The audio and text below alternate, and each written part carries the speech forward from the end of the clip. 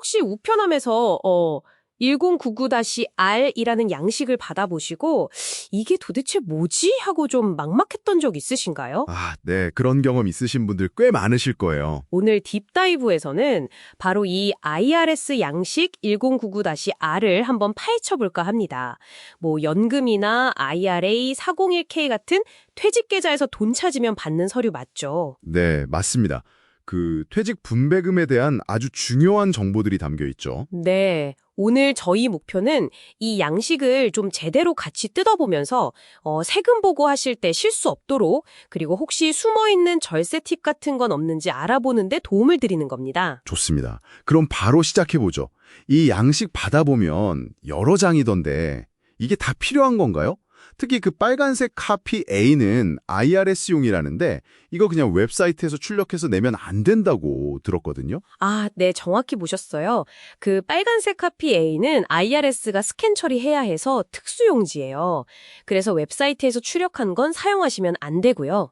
근데 이제 받으시는 분, 그러니까 수령자 입장에서 정말 중요한 건 카피 B하고 카피 C입니다. 카피 B랑 C요? 네, 카피 B는 만약에 박스사에 연방소득세 원천 징수된 금액이 있다면 세금 보고하실 때 첨부해야 하는 거고요. 카피 C는 그냥 본인 기록 보관용으로 가지고 계시면 됩니다. 뭐 주정부 보고용 사본도 따로 있긴 하고요. 아하, 알겠습니다. 그럼 이제 진짜 내용으로 들어가 보죠. 박스 1, 총 분배금, 크로스 디스트리뷰션. 이게 작년에 제가 받은 총액 딱 그 금액인 거죠? 네, 바로 그 금액입니다. 연금이든 IRA든 401k든 어디서 나왔든 간에 받은 총액이 거기에 딱 찍혀 나오죠. 네. 근데 이제 진짜 중요한 건 그 옆에 있는 박스 2B, 과세 대상 금액, taxable amount예요. 여기가 좀 함정일 수가 있어요. 함정이요? 그냥 세금 내야 할 금액이 딱 나오는 거 아니에요? 보통은 그런데요. 가끔 지급하는 기관에서 이 금액을 계산 못하는 경우가 있어요. 그러면 박스 2B, taxable amount not determined, 여기에 체크가 되어 있을 거예요. 특히 이제 트래디셔널 IRA 같은 경우 혹시 세후 납입금이 섞여 있거나 하면 과세 대상 금액이 달라지거든요. 그래서 직접 계산해야 할 수도 있습니다. IRS 안내서 퍼블리케이션 590-B 같은 걸 참고하셔야 하는 거죠. 그렇군요. 와, 직접 계산해야 할 수도 있다니 이거 꼭 확인해야겠네요. 그럼 그 밑에 박스 7에 있는 분배 코드, 디스트리뷰션 코드 이건 뭔가요? 보니까 숫자랑 알파벳이 막 섞여 있던데 약간 암호 같기도 하고요. 하하, 암호까지는 아니고요. 근데 이 분배금에 담긴 사연을 알려주는 아주 중요한 단서들이에요. 사연이요? 네. 예를 들어서 코드 1이 보인다. 그러면 59.5세 이전에 돈을 찾았다는 뜻이고요. 특별한 예외 사유가 없으면 10% 추가 세금이 붙을 수 있다는 신호죠. 와, 10%나요? 네. 반면에 코드 7은 59.5세 이후에 정상적으로 받으신 거고요. 또 G 코드면 다른 계좌로 직접 롤오버했다는 표시예요. 이 코드를 잘못 해석하거나 놓치면 세금을 더 내거나 벌금을 낼 수도 있으니까 정말 주의 깊게 보셔야 합니다. 야, 코드 하나하나에 그런 깊은 뜻이 있었군요. 특히 그 조기 인출 관련 코드는 정말 중요하겠네요.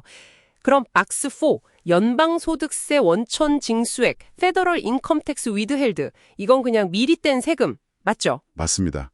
분배금 받을 때 미리 떼인 세금이니까 나중에 최종 세금 계산할 때 당연히 반영해서 내야 할 세금을 줄여주겠죠.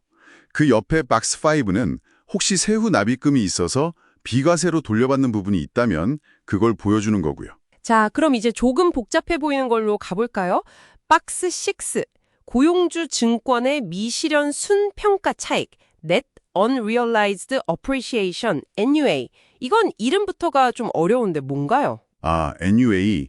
네, 이건 이제 퇴직금 같은 걸로 본인 회사 주식을 직접 받았을 때 해당될 수 있는 이야기인데요. 네. 그 주식이 플랜 안에 있는 동안 가치가 오른 부분이 있잖아요. 그 부분을 NUA라고 불러요.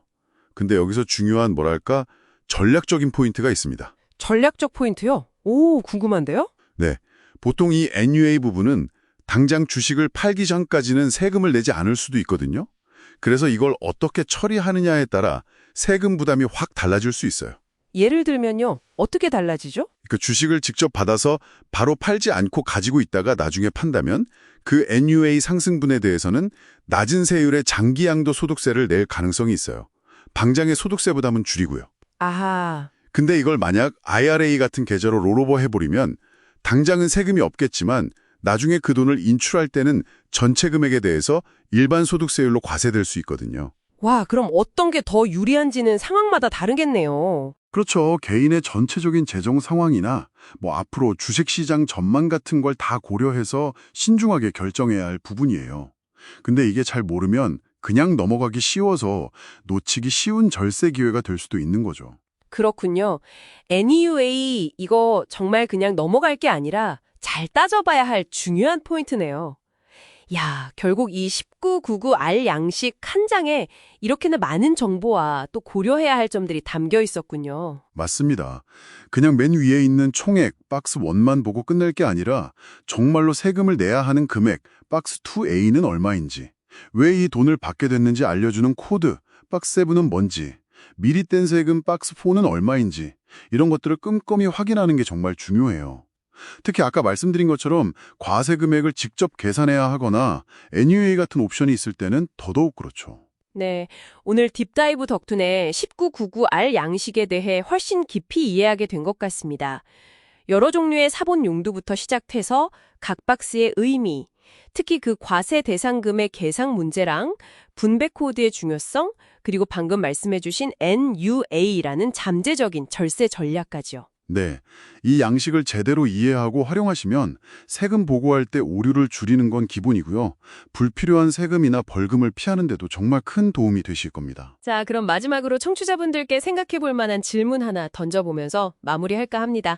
여러분의 1099 바양식을 다시 한번 보시면서요. 그 박스 7에 찍힌 분배 코드 있잖아요. 그 코드가 알려주는 분배의 구체적인 이유, 예를 들면 이게 그냥 은퇴라서 받은 건지 아니면 장애 때문인지, 롤오버인지, 혹은 조기 인출이지만 예외 조항이 적용된 건지 등등. 이걸 명확히 파악하는 것이 앞으로 비슷한 재정적 결정을 내리거나 장기적인 계획을 세울 때 어떤 영향을 줄 수 있을까요? 한 번쯤 깊이 고민해 보시면 어떨까 싶습니다.